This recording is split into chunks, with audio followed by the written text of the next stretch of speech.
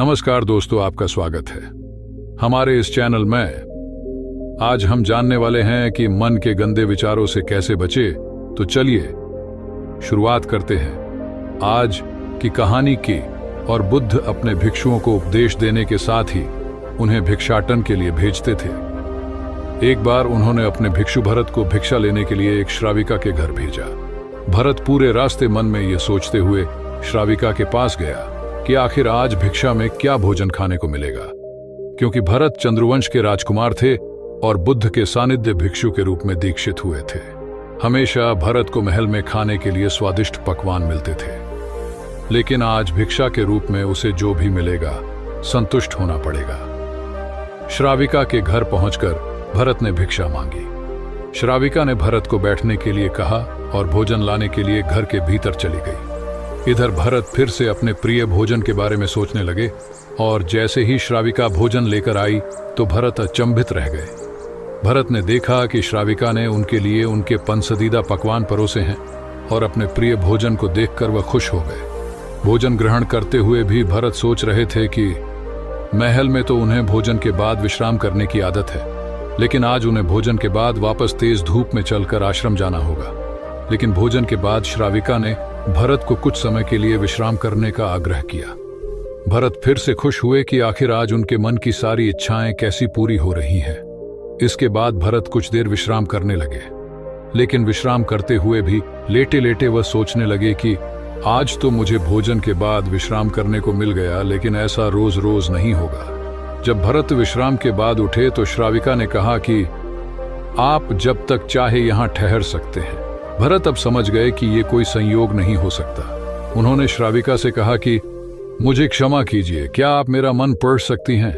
श्राविका ने हाँ में उत्तर दिया और कहा कि हाँ, मैं मन पढ़ सकती हूँ। शुरू में ये कठिन था, लेकिन फिर मैंने स्वयं के मन विचारों को देखना शुरू किया। पहले मेरे विचारों की संख्या अनगिनत हुआ करती थी।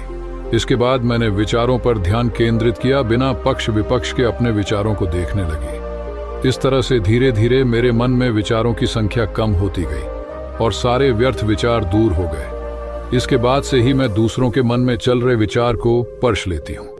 हालांकि श्राविका की बात सुनकर भरत घबरा गए। इसके बाद भरत ने श्राविका से आज्ञा ली और आश्रम के लिए निकल पड़े। रास्ते में भी भरत फिर से मन में आए विचारों का स्मरण करने लगे कि श्राविका के बारे में उसके मन में अश्लील विचार भी आए थे। श्राविका ने उसे भी जान लिया होगा, वह मेरे बारे में क्या सोचती होगी। भरत खुद को लज्जित महसूस कर रहे थे। भरत ने आश्रम पहुंचकर गौतम बुद्ध से कहा कि अब मैं कभी भिक्षाटन के लिए नहीं जाऊंगा। बुद्ध ने भरत को पास बुलाया और कहा कि क्या हुआ है, तुम मुझे सारी व्यथा बताओ। भरत ने सारी बातें बुद्ध को बताई।